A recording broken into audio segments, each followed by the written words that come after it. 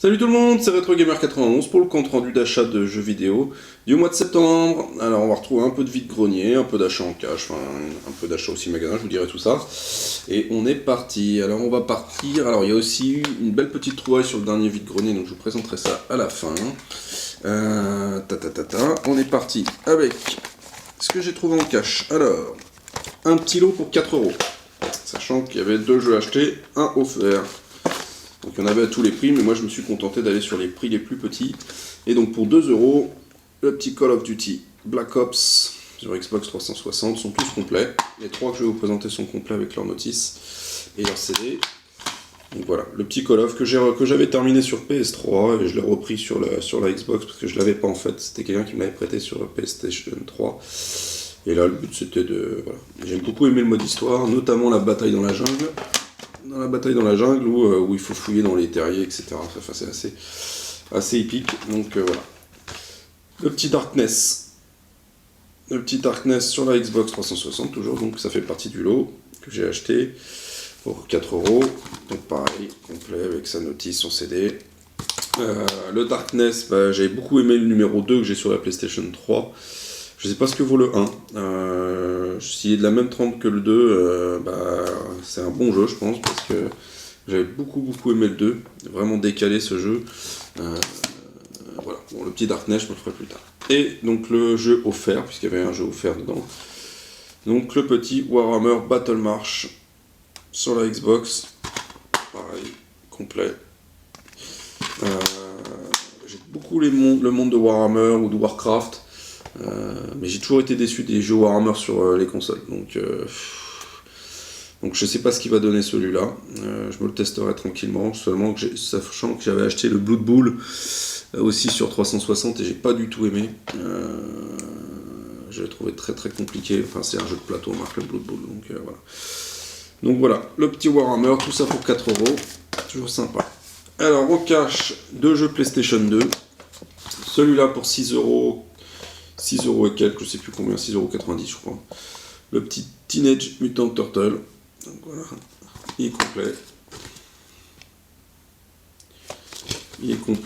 C'est un beat'em all de chez Konami. Donc le jeu Konami, avec ce qui se passe chez Konami, je pense que ça va commencer à côté aussi un petit peu. Voilà, bon c'est sympa, c'est du beat'em all, ça reste assez répétitif, vaut mieux y jouer à 2 parce que tout seul au bout d'un moment vous allez péter un câble. Moi j'ai commencé à jouer tout seul mais c'est tellement répétitif qu'on se fait chier, vaut mieux jouer à 2. Bon il reste sympa, il est très joli, c'est du cel shading, c'est assez sympa.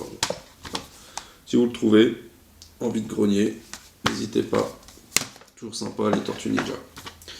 Et le petit Bombastic de chez Capcom, donc ça c'est un jeu que je ne connaissais pas du tout, c'est pour ça que je l'ai pris pour 4€, parce qu'il n'est pas complet, il n'y a pas sa notice, mais dans le jeu il y a un gros tutoriel, donc qui est assez long d'ailleurs, donc il faut passer le tutoriel pour pouvoir jouer, donc c'est un jeu de réflexion où il faut faire des combinaisons de dés pour faire exploser les dés, avancer et tuer les monstres.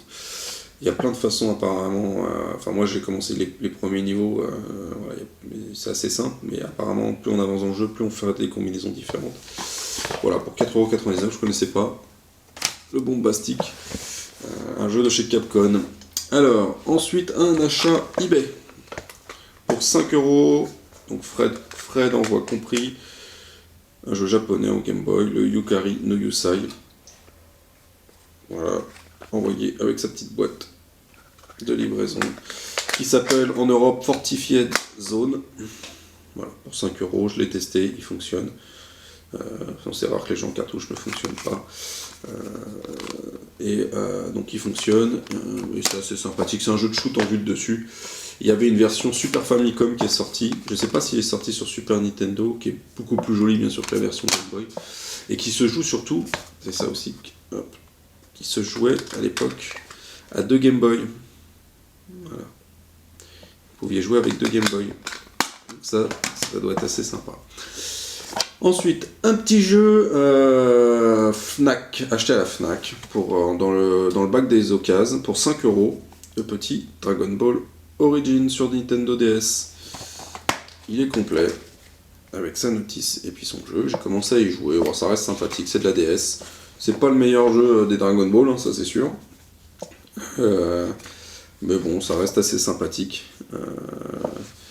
Ça se joue tranquillement. On a toujours... c'est marrant parce que les jeux Dragon Ball, il y en a eu plein qui sont sortis. Il y en a des plutôt bons et des plutôt mauvais, mais on a toujours été assez conciliant avec les jeux Dragon Ball. Moi le premier, bon voilà, ça reste un bon petit jeu sympathique à jouer sur la DS tranquillement. Donc, voilà. Et c'était édité par Atari. Bon. Et Bandai, c'est marrant, Bandai et Atari. Ouais. Dragon Ball Origin pour 5€. Oh, ça bouge pas de pain, je suis plutôt content. Et on attaque le vide-grenier. Alors, vide-grenier, qu'est-ce que j'ai trouvé? Donc, c'était le dernier vide-grenier de septembre, pas loin de 200-250 exposants, voire plus. J'ai pas fait d'autres vide-greniers à cause du temps, parce qu'il a fait moche. Et pour la petite histoire, je me suis couché tard la veille, donc je me suis levé tard, et je suis arrivé là-bas, il était 7h30. Et vous savez que quand on arrive dans ces horaires-là, on va dire que la première vague, elle est déjà terminée, elle a déjà été fouillée, donc voilà, il y avait énormément de gens qui recherchaient des jeux vidéo. Et donc c'était compliqué, mais j'ai quand même ramené 4 choses, dont une petite console collector, que je suis super content. Donc la petite console collector, je l'ai chopée alors qu'une dame venait s'installer vers 10h, donc ça, je suis tombé dessus par hasard. Et j'étais plutôt content. Alors, on va commencer avec de la Super Nintendo. J'ai trouvé le petit Amazing David Crane's Amazing Tennis en américain. Voilà, pour 4€. Le mec il le vendait 5, il me l'a fait à 4. Bon, c'est un petit peu cher pour un jeu de tennis, mais ça reste de la Super Nintendo. C'est ce qu'il vaut à peu près sur eBay sans les frais d'envoi. Donc, bon, voilà. Ensuite, de la PlayStation 2, ça je suis plutôt content parce que c'est un jeu où j'avais vu le test sur internet. C'est le Brave. C'est le Brave sur internet. Sur internet, n'importe quoi. Donc il est complet avec sa notice, une très jolie petite notice d'ailleurs. Voilà, en couleur. Tout en couleur, qui est vraiment sympa, avec des dessins, etc. Voilà. Ils sont pas moqués de nous sur ce jeu-là. Moi j'avais vu le test sur internet, c'est vraiment un jeu qui m'intéressait. Je suis tombé dessus 3€, en plus la dame elle le vendait, il est nickel. J'ai l'impression qu'il a jamais servi. Il y a très peu de rayures sur le jeu, c'est des nickel. Donc c'est un jeu d'aventure, c'est une histoire d'un Indien là, qui traverse, voilà. Et j'avais vraiment envie de le tester. Et il me plaisait beaucoup, donc voilà, je suis plutôt content d'avoir chopé celui-là, le petit Brave pour 3€ sur internet. Et après les deux belles pièces de la trouvaille au vide-grenier. Alors, ça c'est du rétro.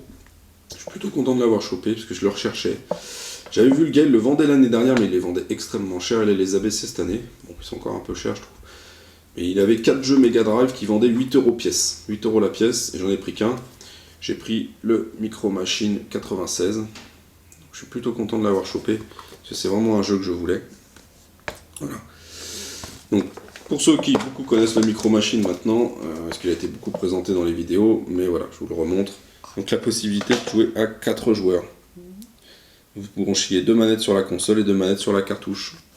Donc il est complet avec sa petite notice, et ce qui est rigolo, c'est qu'il y avait, voilà, donc là vous avez la petite notice qui va avec, mais vous aviez aussi ceci dedans. C'était une sorte de bloc-notes où vous pouviez noter, je pense, les codes des niveaux. Si je ne dis pas de bêtises. Donc, après, c'est vraiment sympa d'avoir ça là-dedans. Et pour la petite anecdote, chose que je ne savais pas, là par contre, il y en a beau savoir plein de choses qu'on découvre dans les vidéos, mais ça je ne le savais pas. On peut jouer à 4, mais aussi on peut jouer à 8. 8 sur la même manette. Et ça devait être un sacré bordel. Quand vous habitez 7 potes à la maison, plus vous, ça faisait 8 personnes, et ça devait être assez épique les parties sur les 4 manettes. Et pour finir, donc le petit collector que j'ai trouvé. Donc ça je l'ai trouvé, une dame qui me l'a vendu 3€.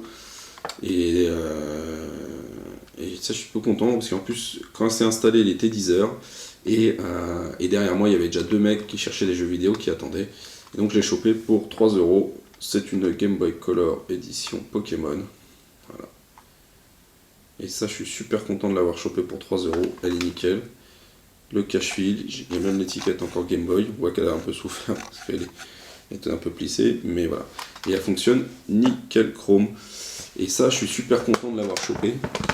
Alors, la dame venait de s'installer, elle m'a dit j'ai d'autres jeux, etc. Mais le problème, c'est qu'il était déjà 10h30, 11h. Et moi, j'étais attendu pour manger, donc il fallait que je m'en aille, j'avais pas le temps qu'elle s'installe. Et je pense que les gars qui sont été derrière ont dû choper aussi. Il y avait une PlayStation 2. Ils ont dû choper 2-3 trucs sympathiques. Voilà. Donc voilà les petits amis de YouTube. Je vous souhaite bon courage, bonne continuation et je vous dis à bientôt pour une prochaine vidéo. Ciao ciao.